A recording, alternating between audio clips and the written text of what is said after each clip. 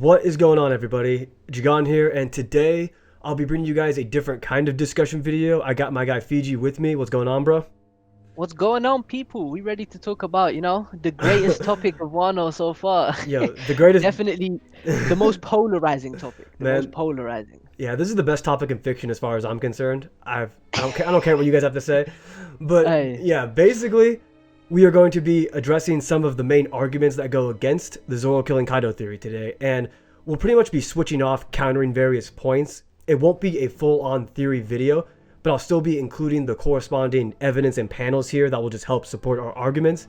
If you are looking for a more fleshed out presentation of the theory, then obviously check out Fiji's video. I'm sure you guys have seen it by now, but the link will be in the yeah. description anyway. So, did you have anything else to say before we get started, Fiji?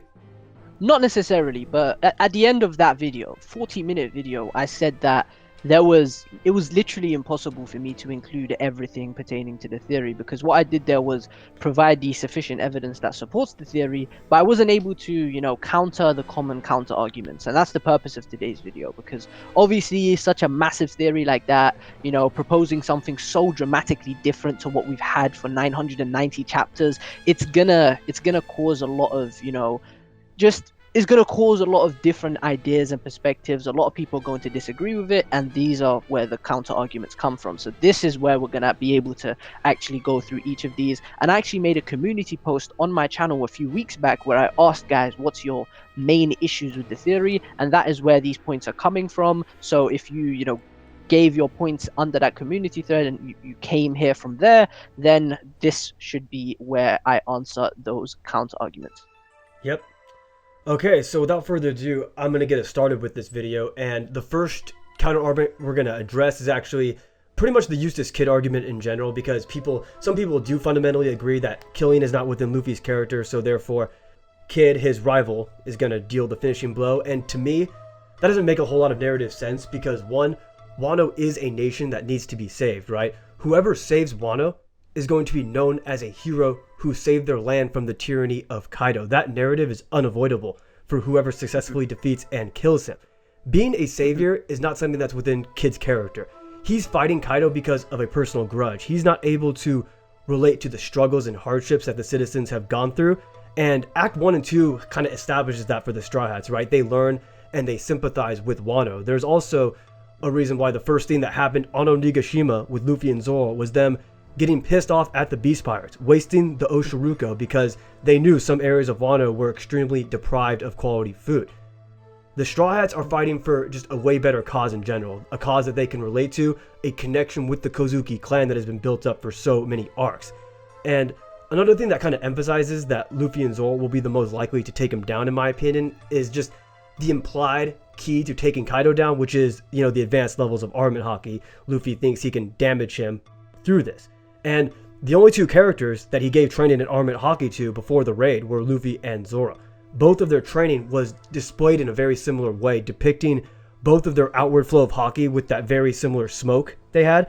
And this isn't to say that Kid, can't have advanced armament haki, because Kid could have it, but it's just the fact that they are main characters and their training was emphasized, right? The Luffy and Zoro training was emphasized. So in my opinion, it would just feel very out of place for Kid to essentially just come out of nowhere, deal a finishing blow on Kaido while utilizing a technique that Luffy and Zoro had a lot more build up for. And in chapter 987, we actually see the Scabbards use Odin's Ryo on Kaido, kind of having him visibly shook. So if these guys, the Scabbards, are able to pull that off, it just makes you wonder what Luffy and Zoro can do, who Zoro literally having Odin's sword. And then of course Luffy has been, training his advanced haki. So also one thing I wanted to mention too was just the fact that these two were featured on the Shonen Jump magazine with the text saying 2 pirates will kill the demons. So given all these hints and just the overall narrative, it makes more sense for somebody representing the Straw Hats to be labeled as the saviors of Wano. Did you have anything? Exactly. Did you have anything to add to that, Fiji? I think you've done it perfectly, and it actually segues into my point wonderfully, because my argument that I have to debunk now is an argument that I hear a lot. It's a very common counter argument, and that is that Zoro killing Kaido would somehow undermine the portrayal and reputation of Luffy in the world of One Piece. And I think what I can add to your argument about Kid is that Kid killing Kaido would actually undermine Luffy. That Yep, would undermine Luffy exactly. very greatly. Hmm. But Zoro killing Kaido, that wouldn't undermine Luffy. And the reason why I say that, I think this argument of, Zoro killing Kaido would undermine the portrayal of Luffy can be debunked with a single instance from the story. In chapter 499, Zoro attempts to kill Charlos, the celestial dragon, and he's obviously stopped by Bonnie and manages to avoid a terrible situation, a buster call. We know what happens later on in the arc, but he manages to avoid it here. But Zoro is being very nonchalant and pretty inexpressive throughout, as per usual, just being Zoro. He doesn't seem worried, afraid, or even concerned about what just happened. Charlos got on his nerves, and so Zoro wanted to kill him. It's as simple as that.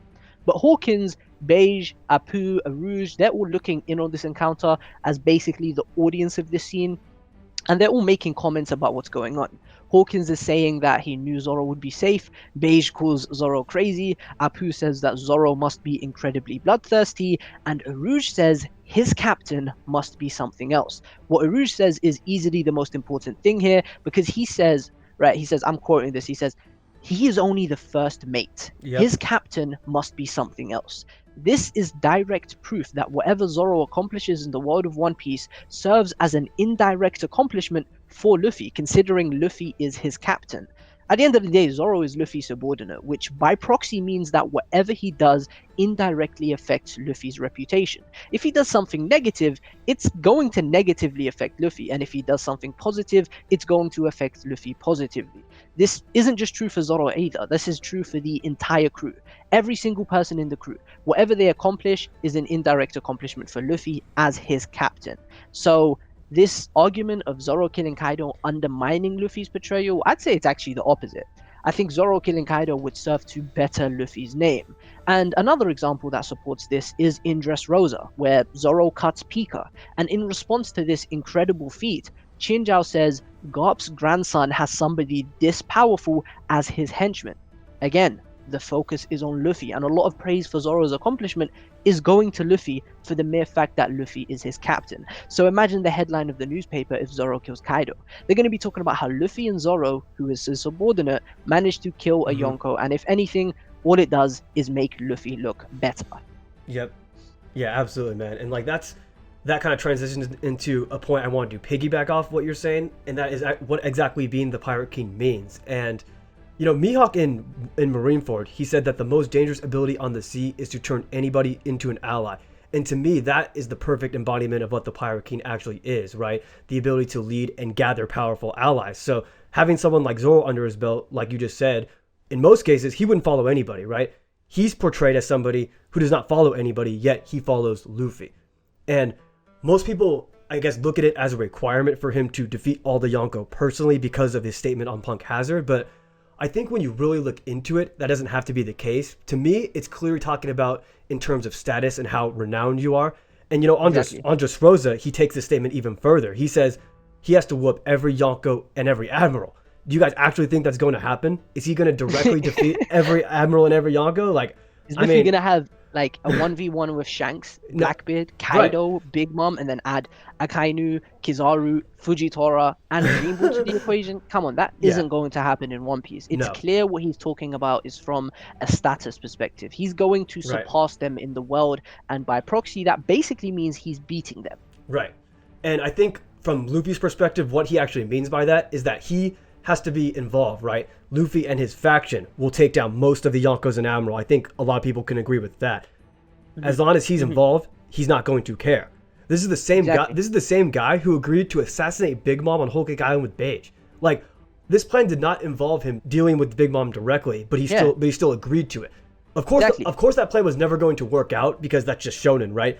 But it's the fact that Luffy agreed to the plan in the first place. It's in his character. He doesn't need to do it physically and individually. He just needs to be involved with it. That's the point. Right. So if he agrees to that, are you telling me it's not within his character to allow Zoro, his right-hand man, to deal with Kaido?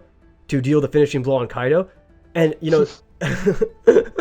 so I guess that brings us to the situation we are currently in on Wano, and that's the fact that there are two powerful antagonists of equal standing, right? Two Yonko that need to be dealt with. So it's asking way too much of Luffy to deal the finishing blow on both. And people like to ignore Big Mom given we are in Wano and the plotline with Kaido is the main theme we are focused on.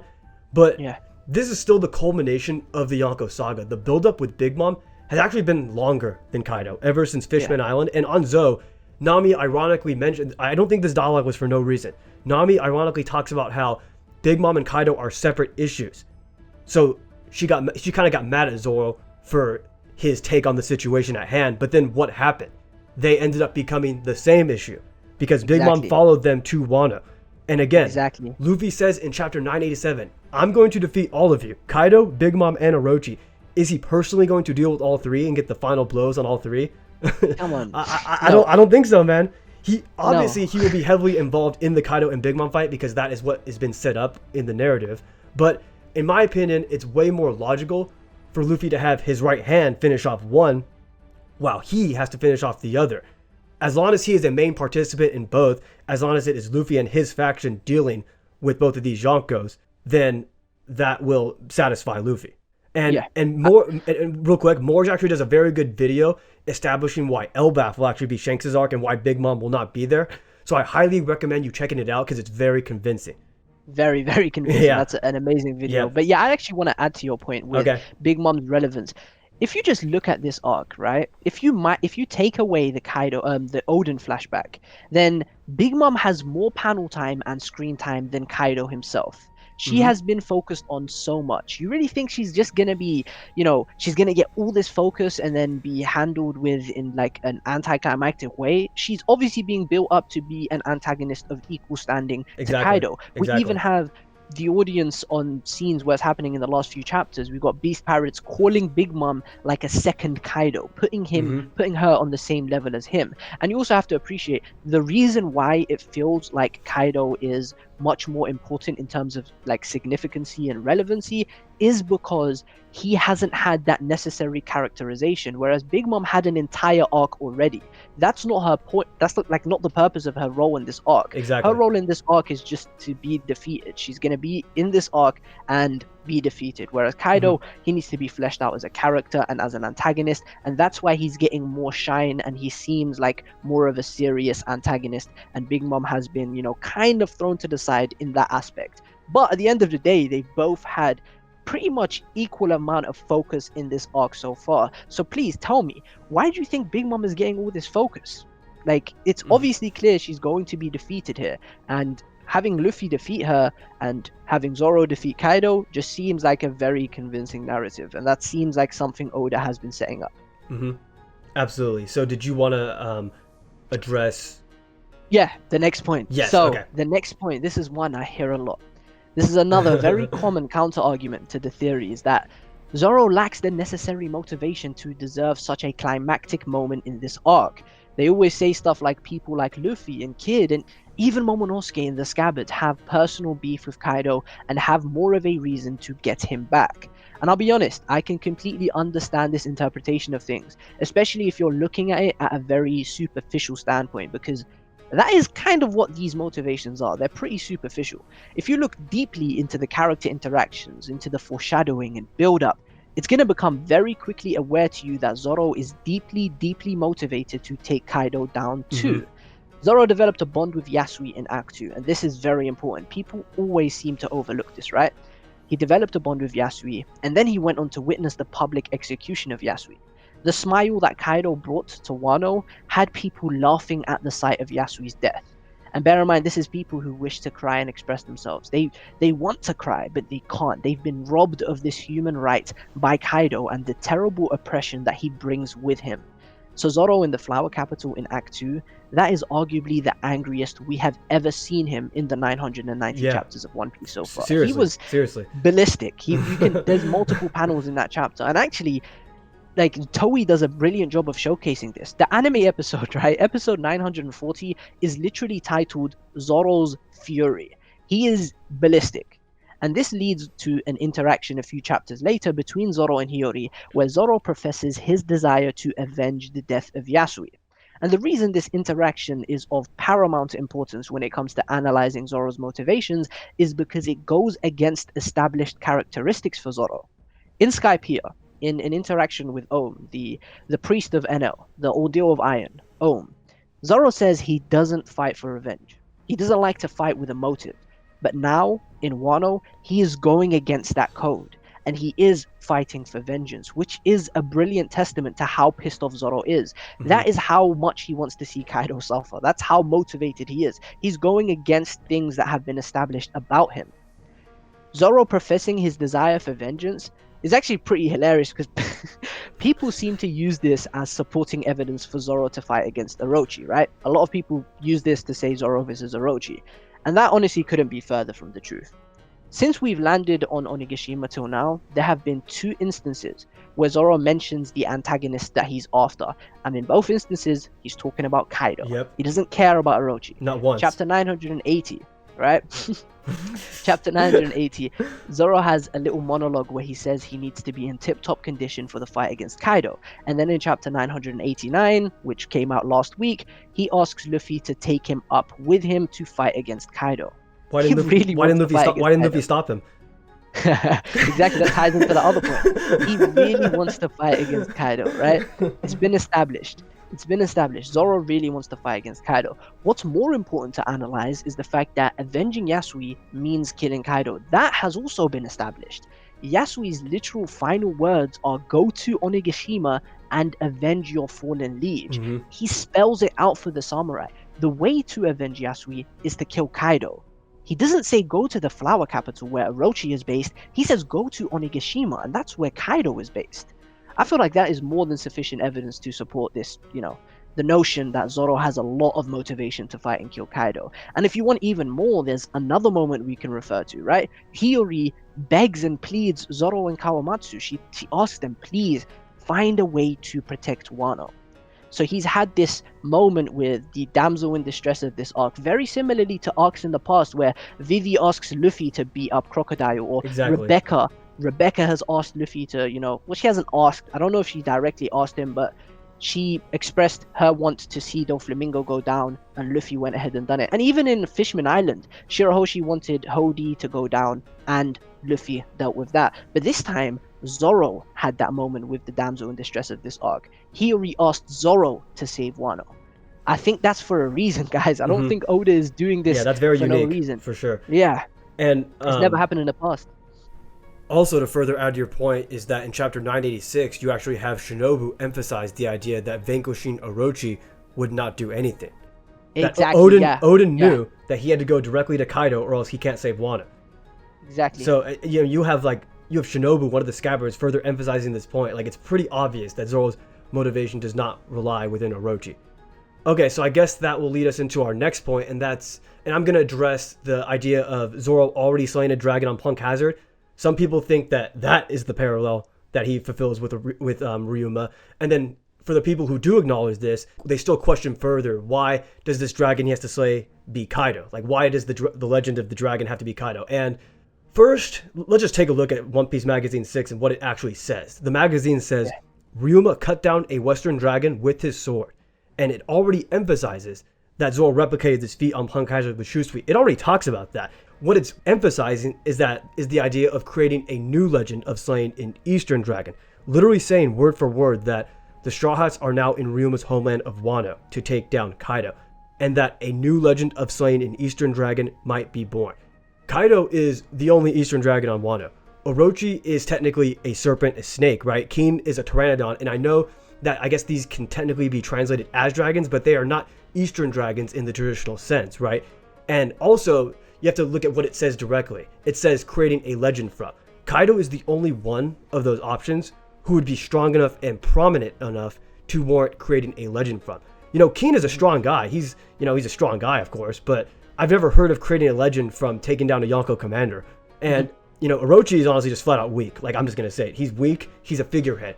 So even if he is somehow still alive, like, he might not even be alive. Like, it's possible, but he might not be alive. Killing Orochi does not create a legend. Not one that can be looked at on a global scale, right?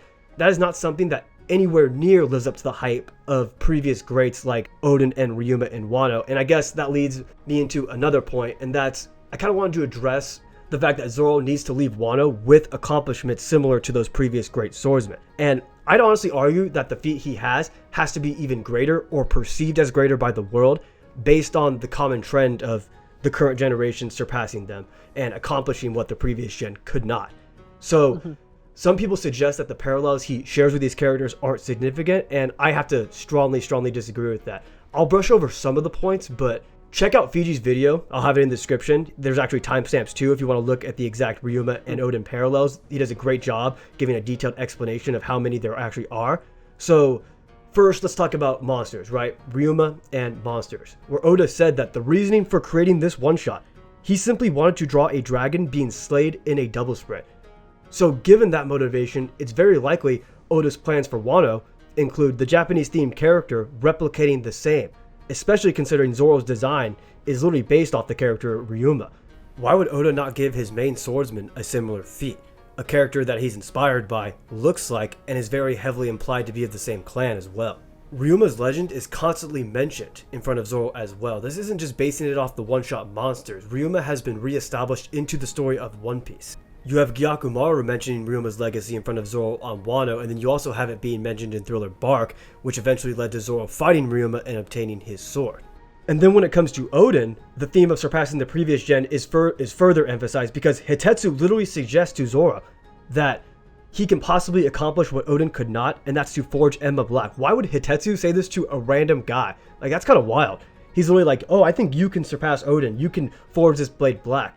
And usually when challenges like this are presented in shonen, especially related to combat, they are accomplished in the arc that is the most fitting. I kind of find it weird to imagine Zoro forging Enma Black in an arc that's not Wano, where it doesn't really fit. Yeah. That would seem kind of out of place to me. And if Zoro is going to forge this blade black when Oden could not, it also makes sense that the feat replicated with the sword also surpasses the previous generation. And that's why just scarring Kaido is not good enough for me, because that's exactly what Oden did. That would literally just be a repeat of what Oden did. I think Zoro inherits his sword, forges his blade black, and replicates what he could not, and that's to finish off Kaido. And I know some people have said, well, even if it's just the last hit, it's not going to be anything special because Kaido will be nerfed. And, you know, that is true to some extent. Kaido will be slightly nerfed. I do agree with that. But the Kaido that fought Oden is a lot weaker than the current Kaido in Wano, right? You can actually check out my video on that. I did a video on how strong Oden is, and I kind of established some of the main points as to why Kaido would be stronger in the current day.